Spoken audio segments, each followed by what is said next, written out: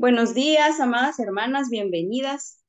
Damos muchas gracias al Señor que nos permite estar otra mañana más. De verdad que damos muchas gracias al Señor. Ya hemos orado por este tiempo, poniendo en las manos del Señor la enseñanza de esta mañana y dándole gracias por todo lo bueno que Él ha sido, es y será. Así que, bueno, vamos a comenzar hoy lunes. Oh, gracias a Dios, ponemos también en las manos del Señor la semana.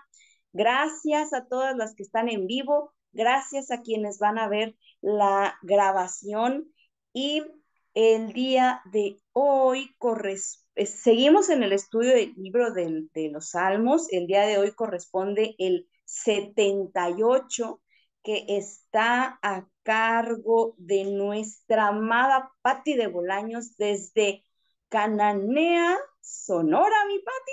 ¿Estoy en lo correcto? ¿O ya te mandé a otro estado? Ah, bueno, muy bien. Por allá está. Gracias, mi querida Patti. Pues adelante, aquí están los micrófonos y un besito a todas. Gracias, mi Patti. Adelante. Muchas gracias, Gaby. Gracias a todas por estar aquí. Gracias a las que van a ver esta enseñanza en diferido y pues orando que el Espíritu Santo nos guíe, nos dé a cada una la porción de este maná celestial que solo proviene de Él y que sea dirección para nuestras vidas. Amén. Que abra nuestro entendimiento, nuestros oídos. Bueno, hoy en la mañana les quiero presentar el Salmo 78. Este salmo tiene varias particularidades. La primera, que es el segundo más largo, y me tuvo que tocar a mí. Es el segundo más largo de los salmos. Está escrito por Asaf, como hemos visto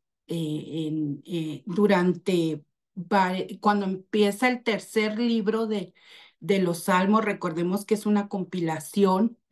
eh, y pues este salmo está escrito por Asaf, como recordatorio nada más, que sabemos que era un levita, músico principal y director de alabanzas, y también había muchas profecías a través de los salmos que él escribe. Estuvo durante la época del rey David y del rey Salomón. Entonces, eh, vemos como el título que aparece en la versión Reina Valera 1960 lo titula como Fidelidad de Dios hacia su pueblo, Masquil de Asaf. Masquil quiere decir enseñanza, instrucción. Y vemos también que es un salmo histórico y se clasifica de esa manera porque contiene un recuento de hechos históricos eh, del pueblo de Israel, eh, y que como beneficio de este tipo de salmos históricos nos condensan, nos presentan así de una manera compacta mucha parte de la historia, pero no con el fin de que aprendamos los hechos históricos como tales, como conocimiento, sino que la historia es el fundamento para la enseñanza. Eh, un filósofo alemán, Hegel, dijo que lo único que aprendemos de la historia es que no aprendemos de la historia. Y aunque parece algo chistoso, si nos ponemos a estudiar la Biblia, vemos a través del Antiguo Testamento cómo una y otra vez el pueblo de Israel volvía a caer en sus antiguos vicios, en sus pecados, que desde un principio el Señor les había señalado que no volvieran sus caminos atrás, que no repitieran. Pero pues había mucha terquedad, mucha soberbia, mucho orgullo. eh, y pues hasta ahora seguimos viendo, no solamente dentro del pueblo de Israel, sino en todo el mundo, consecuencias de ese orgullo, de esa testarudez, de ver lo que pasó en el pasado y no tomarlo como una enseñanza para no repetir esos errores. Em, y entonces vemos que es importante conocer esos hechos históricos porque ¿dónde estuviéramos nosotros si no hubiera habido cristianos, gente de la palabra que hasta con su vida resguardó todas estas enseñanzas, todos los dichos de la boca del Señor, toda la palabra, y que hoy, pues, la podemos descargar por internet, la podemos ver en una aplicación, la podemos tener físicamente, pero eso costó la vida de muchas personas y eh, es algo que debemos atesorar, poder leer el pasado del pueblo de Israel para aplicarlo en este momento. Y vemos, dice, las generaciones futuras necesitaban entender los hechos históricos para que obedecieran al Señor e hicieran su voluntad. Asaf no quería que la gente imitara la generación del Éxodo, primer hecho histórico, porque esta generación murió en el desierto, o la tercera generación en Canaán que se convirtió a los ídolos de los pueblos que estaban ahí en Canaán, segundo hecho histórico. Y o las 10 tribus que abandonaron al Señor y establecieron un nuevo reino y una religión falsa. Ese es el tercer hecho histórico que Asaf incluye en este salmo. La nación había sido terca y rebelde y había sufrido debido a su desobediencia. Pero no todo es negativo en el Salmo, aunque presente estos hechos tan dramáticos que le sucedieron al pueblo de Israel, sino que también hay un lado positivo en todo esto, que es cómo Asaf utiliza la historia para que las generaciones futuras eh, confiaran en el Señor, conocieran de primera mano todo su poder, toda su sabiduría, toda la misericordia, el amor que Dios tiene para su pueblo y está plasmado en estos hechos históricos.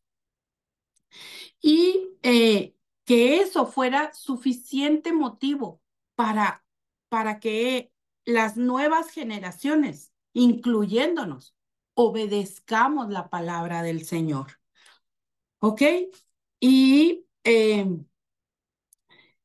pues vamos a dividir en tres partes el estudio de este salmo, como nos lo presenta el comentario de Worsley, no sé si así se pronuncie.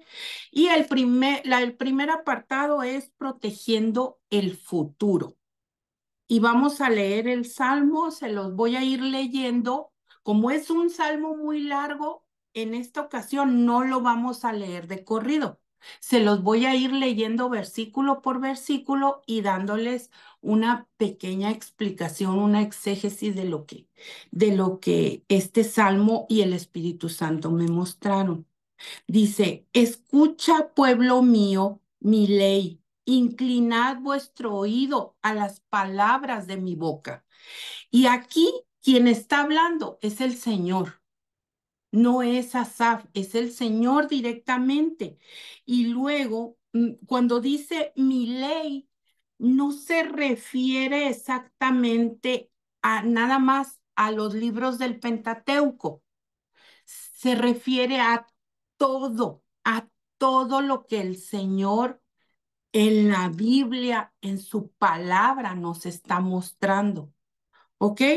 Y esto de inclinar vuestro oído no solamente se refiere a una parte física de como que nos agachamos un poco para escuchar mejor, sino se refiere más bien a una actitud interna de nuestra mente, de nuestro corazón, dispuesto en humildad a escuchar la voz de Dios, del Espíritu Santo, para que podamos aprender, podamos apropiarnos de esa palabra y volverla realidad en nuestras vidas.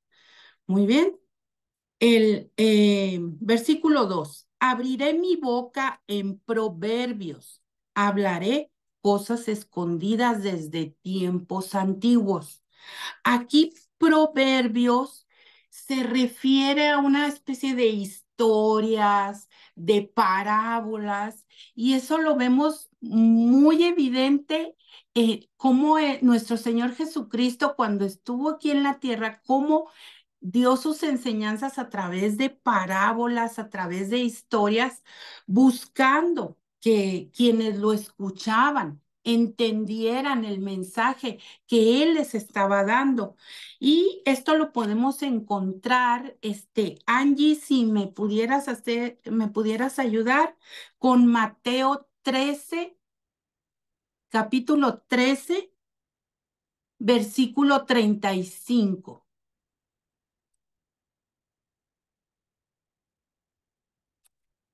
Vamos a esperar un momentito, pero vemos cómo aquí Asaf está dando como es profético este versículo, porque no solo se refería a lo que él estaba escribiendo, sino a lo que después nuestro Señor Jesucristo haría en la tierra. Amén. Dice, Amén. para que se cumpliera lo dicho por medio del profeta, cuando dijo, abriré mi boca en parábolas, hablaré de cosas ocultas desde la fundación del mundo. Amén. Entonces aquí el versículo que dice, abriré mi boca en proverbios, es una manera de decirle al pueblo que escucha, porque te voy a contar historias, te voy a contar parábolas para que tú entiendas y aprendas. Muy bien. Versículo 3, las cuales hemos oído y entendido que nuestros padres nos las contaron. Y bueno, en este versículo, en esta parte, eh, quiero, muchas de ustedes tienen más tiempo que yo en la palabra y creo que ya tenemos un tiempo estudiando, leyendo.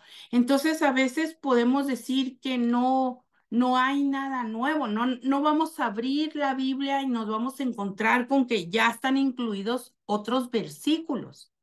Pero la maravilla del Señor, de la palabra del Señor, es que podemos leer su palabra, podemos escuchar enseñanzas de su palabra y cada vez, aunque sea el mismo versículo, nos va a traer una enseñanza a este momento de nuestra vida. Y es maravilloso, es el cuidado que el Señor tiene de nosotros, es la manera en que nos guía y nos ayuda y nos alimenta. Por eso es tan importante el estudio de la palabra cada día. Nosotros no comemos la semana pasada y de eso vamos a vivir hasta dentro de 6 meses. Tenemos que alimentarnos cada día con su palabra para poder estar sujetos a, a, a las enseñanzas del Señor. Y dice que nuestros padres nos las contaron.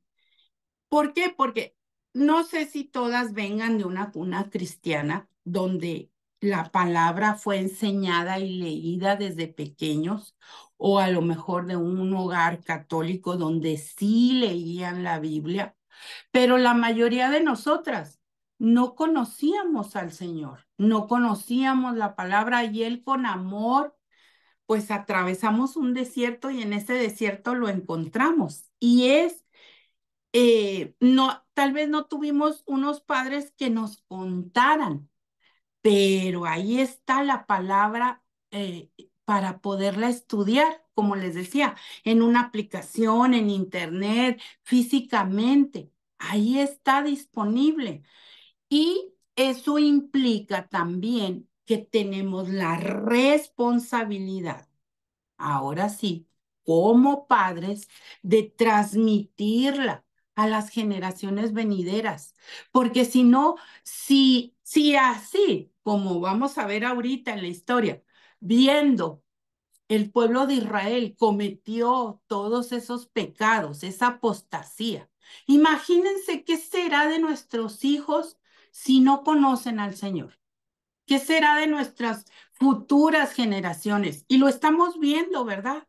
Cómo cada vez la sociedad se aparta, no quiere saber nada del Señor. ¿Por qué? Porque los confronta, porque nos confronta, porque no podemos permanecer impávidos ante la palabra del Señor sin que nos redarguya, sin que nos alimente y podamos entender que mentir es pecado, que ofende al Señor, pero aparte nos trae consecuencias. La gente que miente y que piensa que no, que los demás no se dan cuenta, tarde o temprano va a tener consecuencias. Y más dentro del pueblo del Señor, que sabemos que mentir es pecado, que afanarnos por cosas de este mundo, desear los deleites del mundo, para el Señor es una ofensa. Y eso tenemos que transmitirlo a nuestras generaciones, empezando por nuestros hijos, no a bibliazos. No se trata de siéntate ahí, o sea, como que lo vean como un castigo, sino como aquel tiempo que anhelen escuchar estas historias del Señor. ¿Y cómo van a anhelar esa parte nuestros hijos? Pues a través de nuestro ejemplo, porque es muy fácil, podemos ponerlos a leer o nosotros mismos. Y entonces, en esa parte, mm,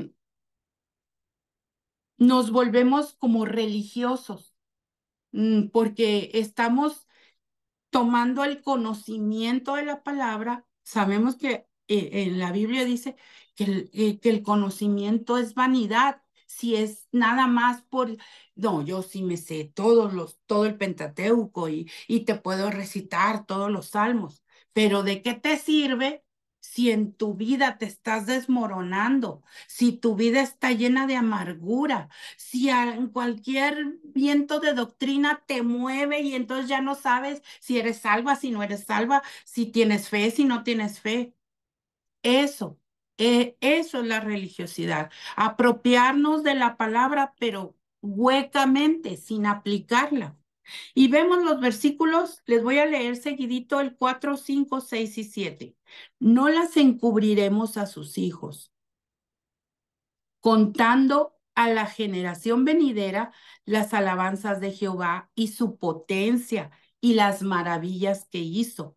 Él estableció testimonio en Jacob y puso ley en Israel, la cual mandó a nuestros padres que la notificasen a sus hijos, a fin de que pongan en Dios su confianza y no se olviden de las obras de Dios, que guarden sus mandamientos. Y es muy importante, amadas hermanas, Todavía el Señor en su misericordia nos da esa oportunidad de poder compartir la palabra a nuestras generaciones hacia abajo.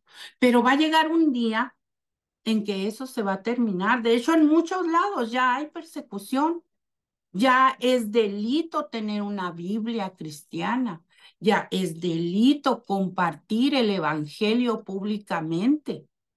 Entonces, va a llegar un momento en que no vamos a poder acceder a la palabra de esta manera física. Y lo único que tengamos es lo que atesoremos en nuestro corazón. Aquello que se vuelva realidad de nuestra vida es lo que vamos a poder transmitir. Y es aquí la importancia de estos pasajes. Y vemos cómo esto de cómo dice, hay un dicho secular que dice que el consejo convence, pero el ejemplo arrastra. Y para decírselos bíblicamente, busqué un versículo y lo encontré en Tito 2, Tito capítulo 2, versículos del 6 al 8, que dice: exhorta a sí mismo a los jóvenes a que sean prudentes, presentándote tú en todo como ejemplo de buenas obras, en la enseñanza mostrando integridad, seriedad, palabra sana e irreprochable, de modo que el adversario se avergüence y no tenga nada malo que decir de vosotros. Amén. Es esto. Nosotros estudiamos la palabra, aprendemos sus mandamientos, los principios morales que el Señor, las guías que nos está dando, pero no como conocimiento vano, sino para aplicarlo en nuestra vida y que de ahí seamos un reflejo del carácter de nuestro Señor Jesucristo y podamos, no con palabras, sino con hechos, poder convencer a nuestros hijos de la importancia de conocer y seguir a nuestro Señor. Amén. Y que de esta manera pues no se van a olvidar del Señor, de lo que ha hecho en el pasado, de las promesas que tiene para cada uno de nosotros en el futuro, y que Dios bendice la obediencia, el corazón contrito y humillado, porque sabe que no somos perfectos, que vamos a tener errores, que vamos a tener tropiezos, pero el Señor en su misericordia dispone que si nosotros en arrepentimiento confesamos nuestros pecados, vamos a ser perdonados y restituidos. Amén. Gloria al Señor. Y también por medio de la palabra podemos aprender que aborrece el pecado y aquellos corazones que son orgullosos y rebeldes. Amén. Pasamos a la parte 2, que aquí es ya la parte histórica, y rapidito dice, versículo 8. Esto es para comprender el pasado. Versículo 8. Y no sean como sus padres, generación contumaz y rebelde, generación que no dispuso su corazón ni fue fiel para con Dios su espíritu. Aquí la palabra contumaz se refiere a obstinados, a necedad. O sea, el Señor les mostraba su misericordia, su amor, sus cuidados, pero el pueblo estaba obstinado. Y entonces, este peligro viene de volvernos a veces hasta, perdónme la expresión, pero como que nos da flojera. Ay, más postergar el poder acercar a nuestros hijos, entre más pequeños los podamos acercar. Yo lo veo con mi nieto. Si a la edad que él tiene de 5 años, por medio de las Biblias con dibujos, pero Para cada edad de nuestros hijos hay un material disponible para acercarnos al Señor. No es con bibliazos, no es a fuerzas, porque dicen que de a fuerzas ni los zapatos entran, pero sí con amor y con paciencia. Eh, y, y sabemos que el Espíritu Santo hace su obra, está obrando en nuestros hijos. Mm, Y también este versículo que dice que el pueblo no dispuso su corazón ni fue fiel, porque denota que hay un corazón que no está dispuesto, que hay desobediencia y que otra vez podemos hablar, podemos estudiar la palabra, entre comillas, estudiar, podemos apropiar, memorizarnos versículos y versículos, pero si no está reflejada en nuestra vida, si no la ponemos en práctica, a nadie vamos a convencer que es necesario conocer la palabra del Señor. Ni es más, no nos convencemos ni a nosotras mismas. Y en la primera tribulación, ¡ay! Ahí estamos temblando, ¿verdad? Porque no encontramos la roca, la firmeza, no confiamos en el Señor. ¿Por qué? Porque no conocemos realmente la palabra y la obedecemos. Después vamos al versículo 9. Los hijos de Efraín, arqueros armados, volvieron las espaldas en el día de la batalla. No guardaron el pacto de Dios, ni quisieron andar en su ley, sino que se olvidaron de sus obras y de sus maravillas que les había mostrado. Aquí está hablando de la apostasía del reino del norte, de la tribu de Benjamín, aunque no era la tribu original, sino que es en el tiempo donde ya no está Salomón como rey, sino su hijo Roboam. Roboam malamente escucha el consejo y sube los impuestos. Y entonces el pueblo se empieza a molestar con él. Y esta serie de pueblos hacia el norte decide rebelarse y le pide a Jeroboam, que era un funcionario en el tiempo de, de Salomón, que se rebela contra Salomón, también porque empieza a escuchar otras voces y se rebela contra Salomón. Entonces las tribus del norte le piden que sea su rey y que el pecado aquí no solamente fue dividir el reino, sino que Jeroboam va a los lugares altos y pone ídolos. Y sabemos qué gran pecado es la idolatría. ¿Ok? Eso es lo que sucede en ese tiempo. Si ustedes quieren profundizar más en esta historia, la pueden encontrar en el primer libro de Reyes, a partir del capítulo 12.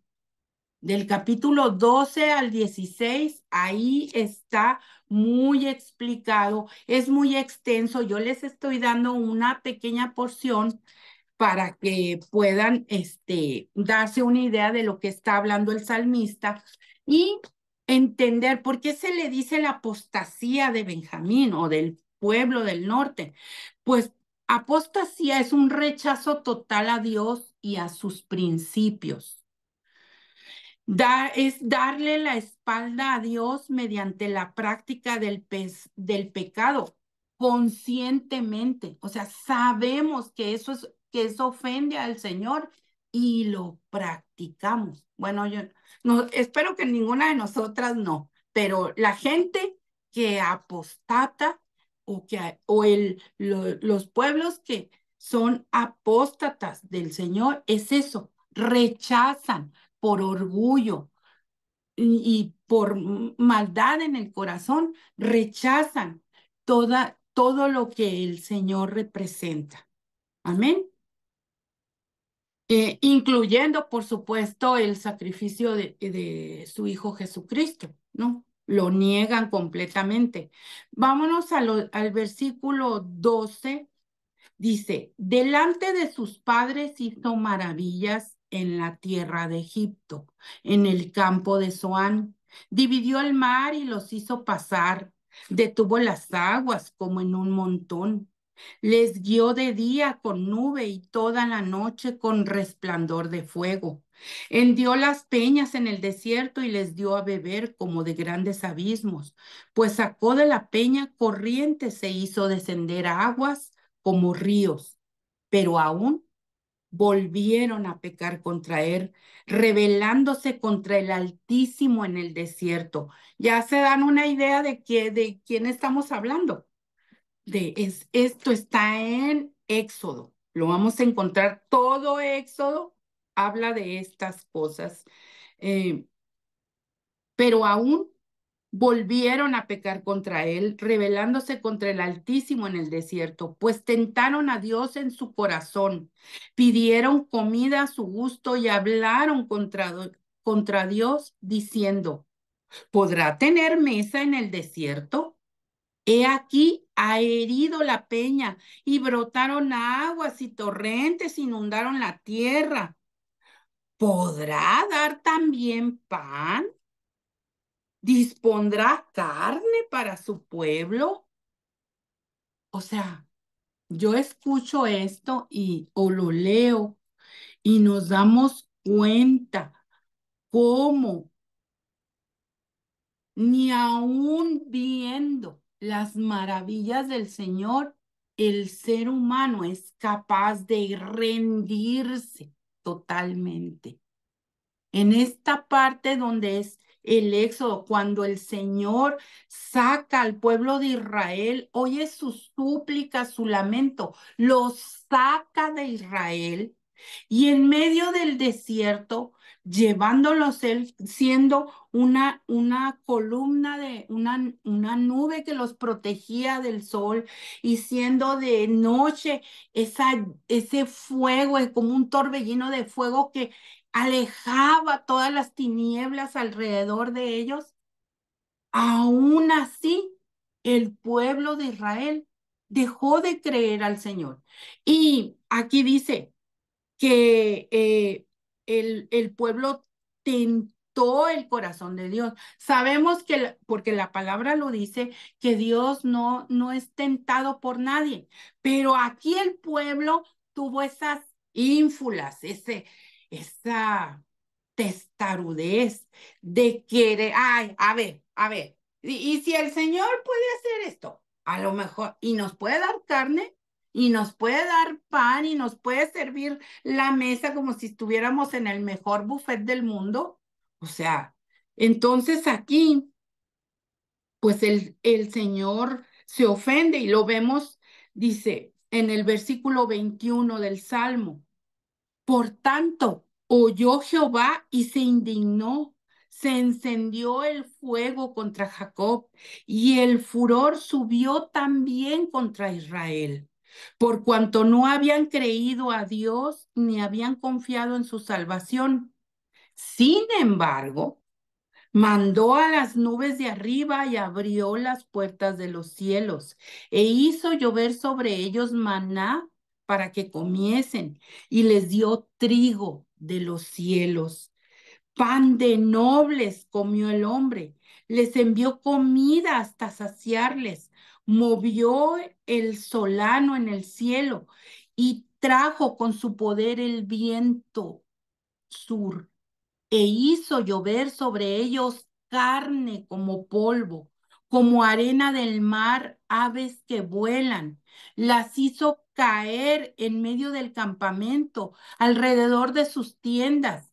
Comieron y se saciaron. Les cumplió pues su deseo. Y aquí vemos cómo dice eh, eh, que el Señor, dice, los judíos olvidaron lo que el Señor hizo por ellos en Egipto cuando envió las plagas a Egipto y liberó al pueblo judío en el Éxodo. La gente vio un milagro tras otro cuando el Señor expuso la inutilidad de los dioses y diosas egipcios.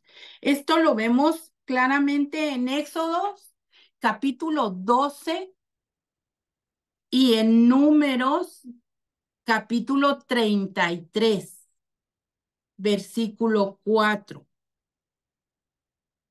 Y dice, pero la memoria pronto se desvaneció.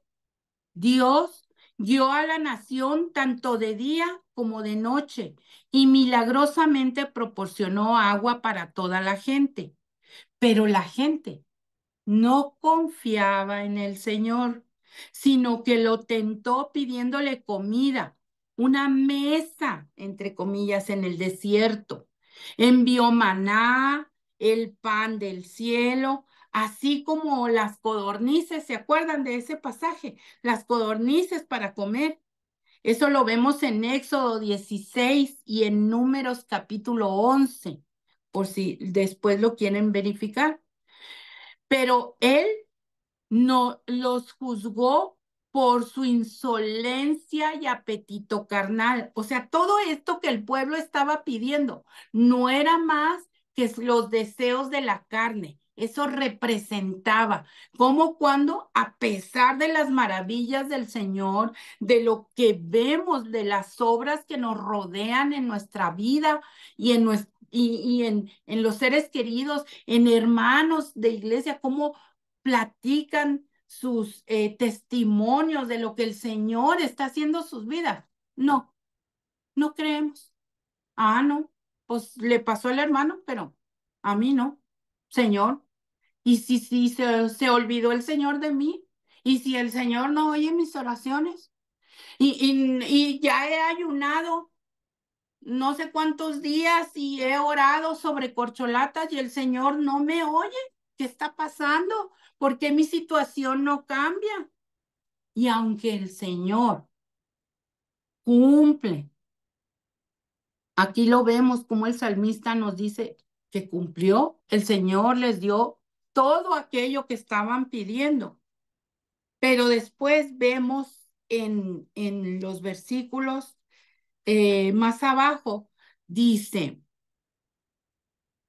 a partir del versículo 30, no habían quitado de sí su anhelo, aún estaba la comida en su boca, cuando vino sobre ellos el furor de Dios e hizo morir a los más robustos de ellos y derribó a los escogidos de Israel. Con todo esto, pecaron aún y no dieron crédito a sus maravillas. Por tanto, consumió sus días en vanidad y sus años en tribulación. Si los hacía morir, entonces buscaban a Dios. Entonces se volvían solícitos en busca suya y se acordaban de que Dios era su refugio y el Dios Altísimo su redentor, pero le lisonjeaban con su boca y con su lengua le mentían, pues sus corazones no eran rectos con él, ni estuvieron firmes en su pacto. Pero él, misericordioso, perdonaba la maldad y no los destruía, y apartó muchas veces su ira, y no despertó todo su enojo. Se acordó de que eran carne, soplo que va y no vuelve. ¿Cuántas veces se rebelaron contra él en el desierto? Lo enojaron en el yermo y volvían y tentaban a Dios y provocaban al Santo de Israel. No se acordaron de su mano del día que los redimió de la angustia, cuando puso en Egipto sus señales y sus maravillas en el campo de Zoán y volvió sus ríos en sangre y sus corrientes para que no bebiesen. Envió entre ellos enjambres de moscas que los devoraban y ranas que los destruían. Dio también a la oruga sus frutos y sus labores a la langosta.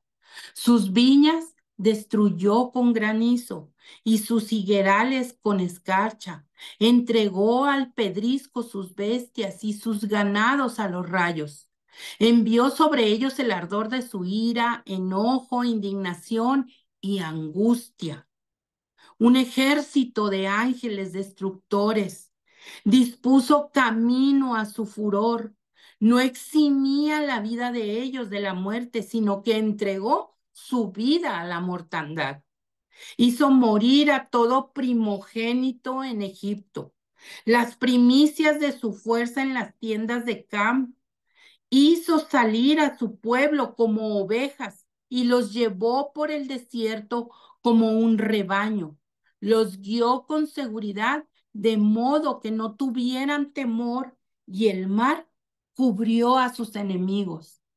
Y yo me pongo a pensar, dice, después de este gran despliegue de poder divino, la gente debería haber podido confiar en el Señor en cualquier situación, lo que les estuviera, si no veían agua, si no veían un pueblo próspero donde poder llegar, o esa tierra prometida.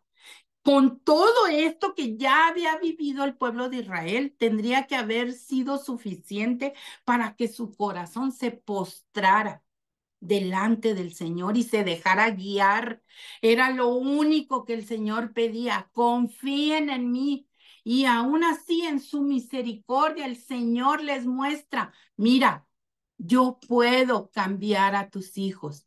Yo puedo cambiar como lo hice con mi pueblo en el pasado. Yo puedo hacer de tu vida para mi gloria.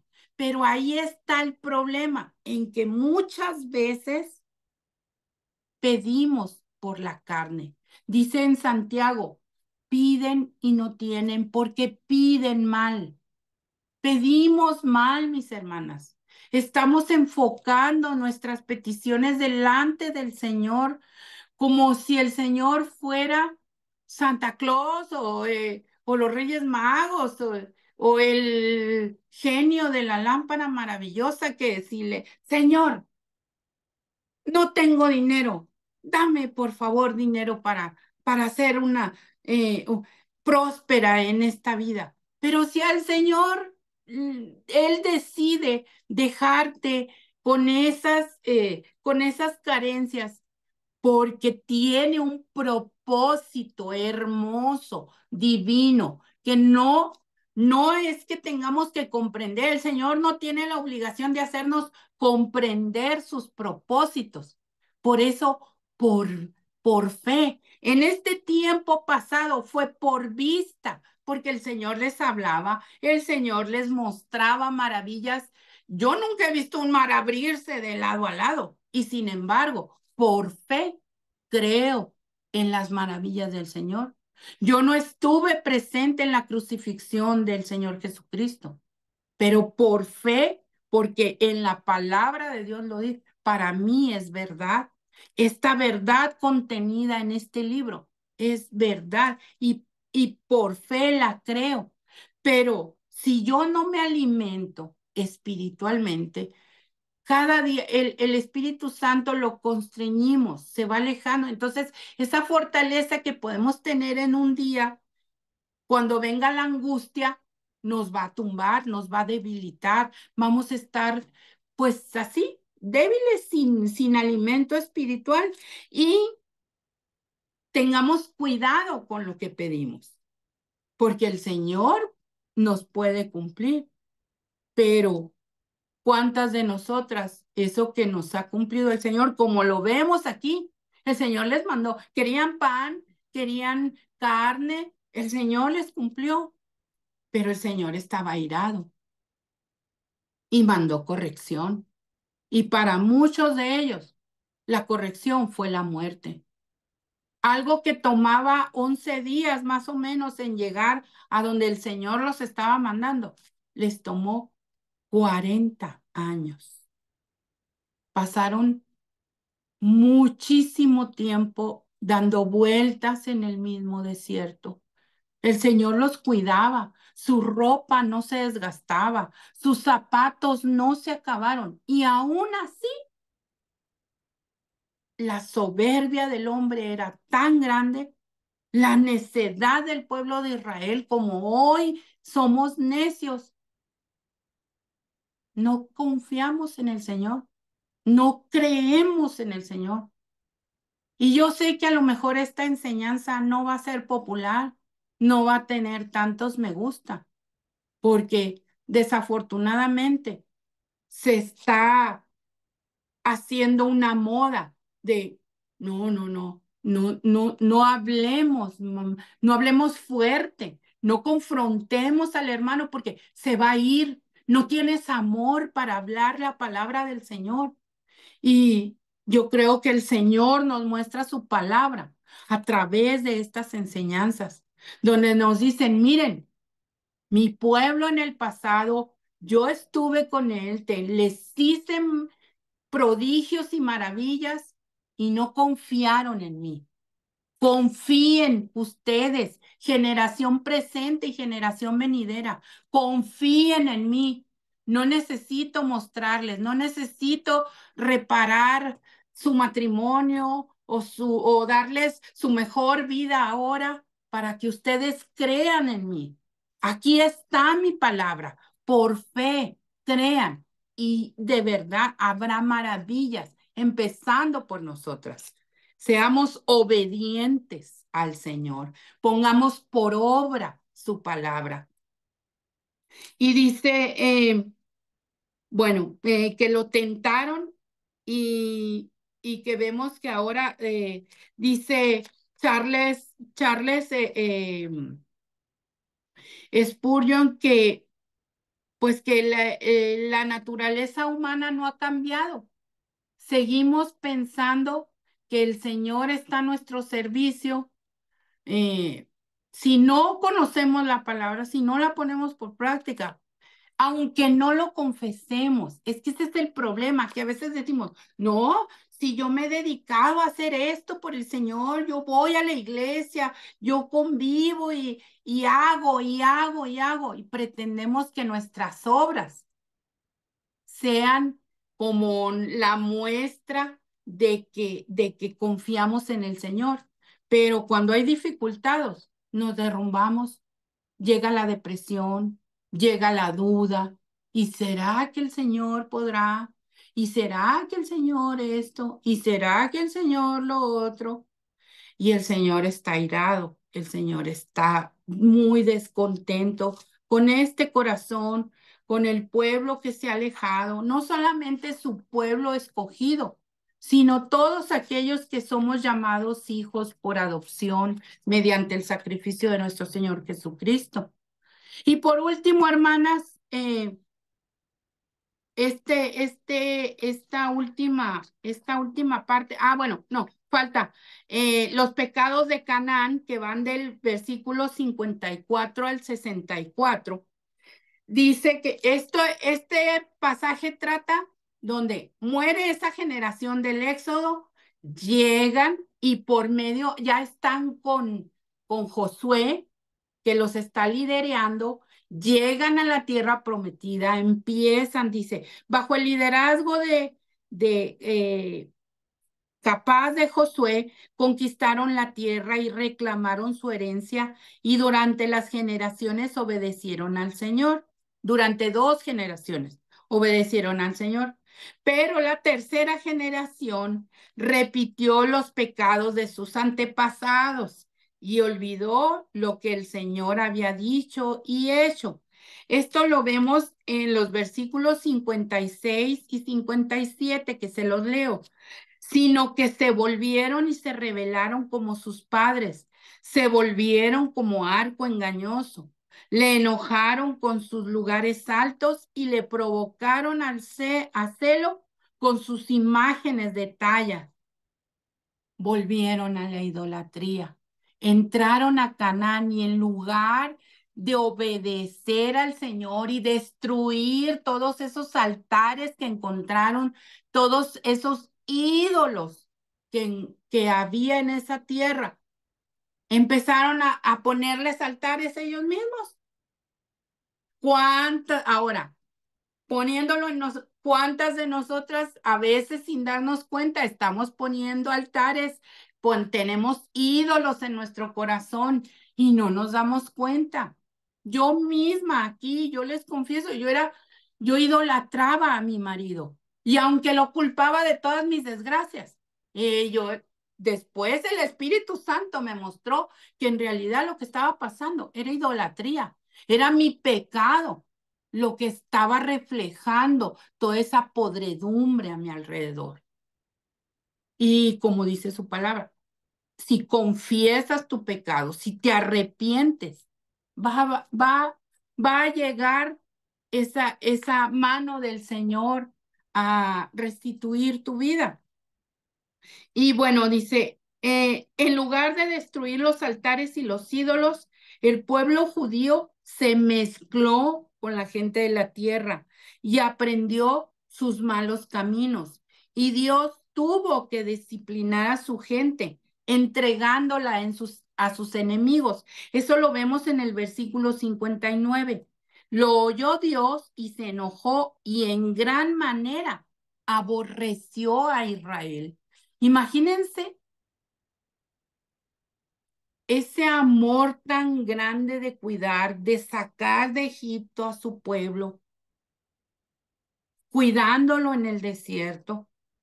¿Qué tan ofendido está Dios con su pueblo para que Él los entregue a sus enemigos?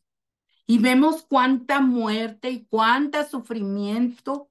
Eso lo podemos encontrar en el libro de Josué, como cuando el pueblo no entendía y caía en esos pecados y en soberbia los escondía o tenía esos ídolos, dizque para que el Señor no se diera cuenta escondidos, como las consecuencias de esos pecados cobraron muchísimas vidas entre el pueblo.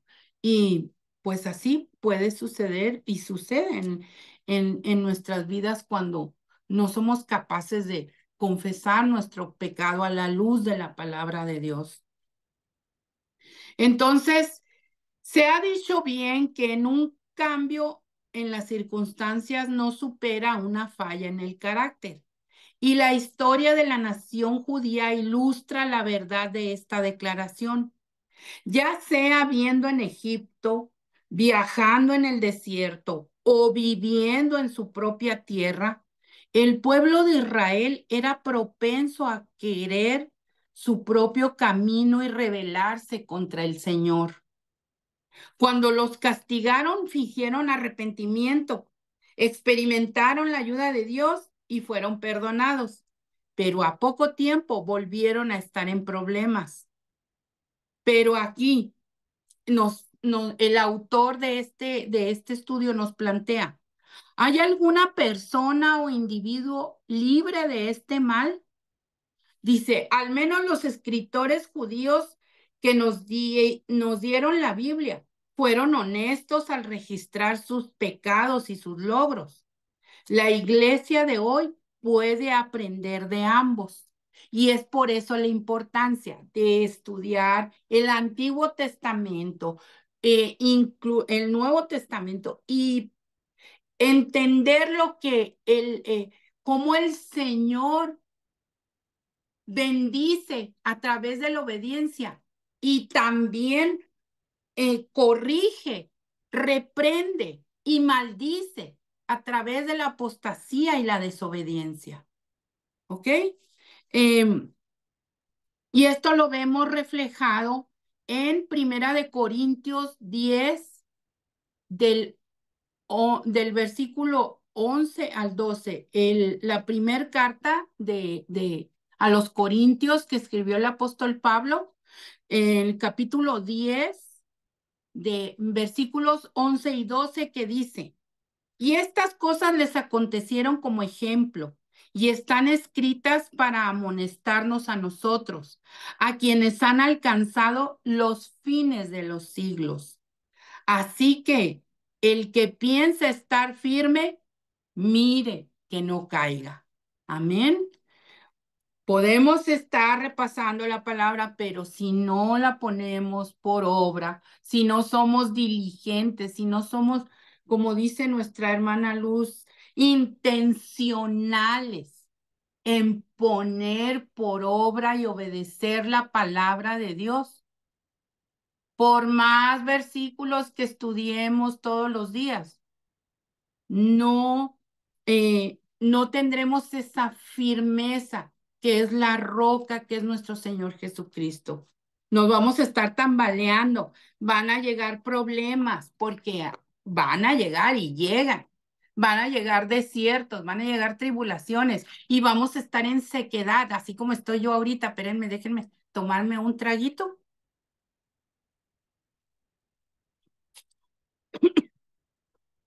Va a llegar la sequedad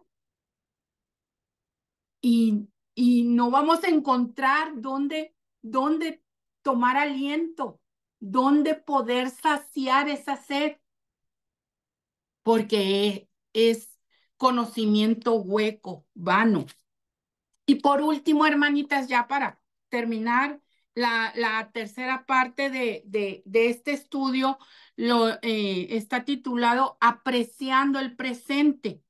Y les leo los versículos 65 que dice, entonces despertó el Señor como quien duerme, como un valiente que grita excitado del vino, e hirió a sus enemigos por detrás, les dio perpetua afrenta, desechó la tienda de José y no escogió la tribu de Efraín, sino que escogió la tribu de Judá, el monte de Sión, al cual amó. Edificó su santuario a manera de eminencia, como la tierra que cimentó para siempre. Eligió a David, su siervo, y lo tomó de las majadas de las ovejas. Detrás las paridas lo trajo, para que apacentase a Jacob su pueblo y a Israel su heredad, y los apacentó conforme a la integridad de su corazón, los pastoreó con la pericia de sus manos. Y vemos aquí que durante Ah, este versículo 65, quiero recalcar algo muy importante. Recordemos que esto es poesía y son figuras poéticas, como imágenes, como si nosotros dijéramos que representamos nuestro amor con un corazón. Así es una figura poética. Y dice, entonces despertó el Señor como quien duerme, como un valiente que grita excitado del vino. El Señor no estaba ni dormido, ni estaba borracho, no estaba tomando vino. Es una figura poética. Sí nos ha tocado ver gente que se pone muy alegre, ¿verdad? Esa euforia, o sea, lo que era la fuerza del Señor con la que manda esa reprensión, esa corrección a su pueblo, incluso a los enemigos, para que vean lo que el pueblo es incapaz de defenderse sin la ayuda del Señor. Y en un momento dado, durante todas esas historias, el Señor se levanta y dice, hasta aquí la corrección, y defiende a su pueblo, quita todas esa pesar sobre el pueblo de Israel, pero vemos que esas consecuencias también quitó, porque veíamos que dice, en la época de Samuel y Saúl, con la ayuda del joven David, Israel derrotó a sus enemigos. Pero fue cuando David ascendió al trono, cuando la nación alcanzó sus mayores victorias y experimentó la mayor expansión de sus fronteras. El Salmo nos dice que el Señor desechó a la tribu de, em, de Efraín y pasa su amor, digamos, porque así está profetizado sobre Judá. En Judá está el rey David, lo bendice, lo prospera y dice, Jacob había profetizado que el rey vendría de Judá y el rey Saúl era de Benjamín. Cuando el Señor le ordenó a David que capturara el monte Sión y convirtiera a Jerusalén en su ciudad capital, este pasaje representa el amor de Dios para cumplir esa promesa del Mesías venidero. ¿Ok? Y algo muy importante que vemos mucha referencia que los reyes son llamados pastores. Esto lo podemos ver, hay una referencia en Jeremías capítulo 23 del 1 al 6, donde él habla cómo el Señor, el enojo del Señor está sobre aquellos pastores que no han sabido apacentar a su pueblo correctamente, a aquellos falsos pastores, y el Señor es el que nombra a su pueblo como las ovejas que comen su pasto. ¿Ok? Es el Señor el que nos da ese calificativo de ovejas. Y yo digo, pues todos que vemos así como que muy tiernas las ovejas, ya cuando las vemos de veras, pero siempre como que es esta manera de el Señor en su soberanía, en su magnificencia puede ser un ser tan tierno que nos ve como ovejas. Y por ahí anda una enseñanza que acabamos de compartir en el canal de YouTube. Es la primera parte de qué tipo de oveja eres. A ver, puedes checar ese video y ver cómo el Señor conoce a todas sus ovejas. Y todas presentamos características diferentes. Pero esas características que el Señor nos muestra en su palabra nos pueden ayudar a poder poner en práctica de una mejor manera, a conocer al Señor como unas cualidades y debilidades que tenemos que tener atentos, ¿ok? Y dice, entonces, con referencia a eso, dice, los reyes fueron llamados pastores porque el pueblo escogido de Dios eran las ovejas de su pasto. Y esto también lo vemos en el versículo 52. Y nadie estaba mejor calificado que David, porque recordemos que David venía de ser un pastorcito de ovejas antes de ser ungido como rey de Israel, ¿verdad? Y por último, una reflexión, la integridad y la habilidad se necesitan mutuamente, ya que ninguna capacidad puede compensar un corazón pecaminoso y ninguna cantidad de devoción a Dios puede vencer la falta de habilidad. Aquí vemos por un lado nuestras obras religiosas, las obras de la ley,